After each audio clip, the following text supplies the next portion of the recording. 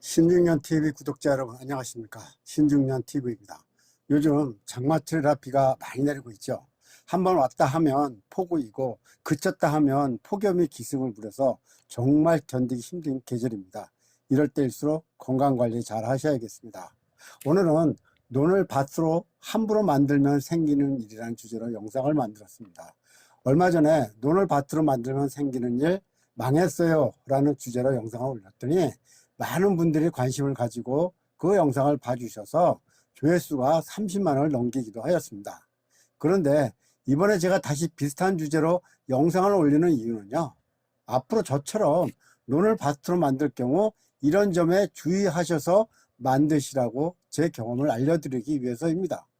저 같은 경우는 이미 경험을 하였지만 돌이킬 수 없는 경험이기도 하고요, 다시 잘 만들려고 하니 돈과 시간이 많이 들어갈 것 같아서 엄두를 못 내고 있습니다. 그러니 여러분 앞으로 논을 밭으로 만들 때 저처럼 함부로 만들지 않았으면 좋겠습니다. 그 이유는요, 지금 영상을 보시는 바와 같이 비가 올 경우에 빗물이 땅속으로 스며들거나 흘러내리지 못하고 물이 고입니다. 비가 적게 오거나 하면 모르지만 요즘처럼 장마비가 계속해서 비가 오게 되면요, 물이 빠지지 않아서 심어놓은 농작물이 물에 잠겨서 뿌리가 썩거나 해서 죽어버립니다. 첫 해에 그래서 제가 들깨 모종을 많이 심었었는데요, 모조리 죽어서 그 해는 들깨 수확을 하나도 하지 못했습니다. 그런데 그 이유가 무엇이냐 하고 곰곰이 생각하고 알아보았더니요, 첫째, 경반층이 생기기 때문입니다. 경반층이라고 하는 것은 농업활동을 위해서 트랙터나 경운기를 사용해서 토양을 개간하게 되면요, 토양층이 기계의 하중으로 인한 압력을 받아 다져져서 딱딱한 층이 형성되는 것을 말합니다. 한 10cm에서 30cm 정도의 딱딱한 층은요, 비가 내릴 때 빗물이 땅속으로 침투하지 못하고 고이게 돼서 작물의 뿌리를 뻗기 어렵게 만들기도 합니다. 둘째, 논은 평평하기 때문입니다. 평평한 논 위에 새로 흙을 벗어 다시 평탄 작업을 하고 트랙터나 경운기 관리기로 고랑을 타더라도 땅이 평평하기 때문에 물이 어느 한쪽으로 흘러내리지를 못합니다. 여러분이 시골에 가셔서 잘 관찰해 보면 알 수 있겠지만요, 밭들은 대부분 산비탈에 위치해서 약간 경사진 곳에 있습니다. 그래서 비가 오더라도 물이 잘 흘러내립니다. 하지만 논들은 아래쪽 땅에 평평하게 만들어져 있습니다. 왜냐? 논농사는 물을 가둬놓고 그 물속에서 모를 심어 기르기 때문입니다. 그래서 논은 경사진 곳에 만들면 물이 흘러내려서 논농사를 지을 수 없기 때문입니다. 셋째, 논을 밭으로 만들 경우에는 논 자체가 물이 잘 빠지지 않는 구조이기 때문입니다. 트랙터 같은 농기계가 땅을 다져서 경반층이 형성되기도 하지만 논 자체가 진흙으로 이루어져 있습니다. 이런 진흙은 물이 땅속으로 새지 않도록 바닥에 잘 다져져 있습니다.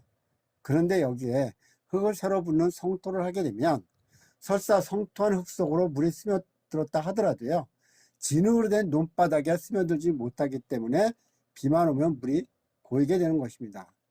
자, 그렇다면 요점이 뭐냐? 논을 밭으로 만들지 말라는 이야기냐?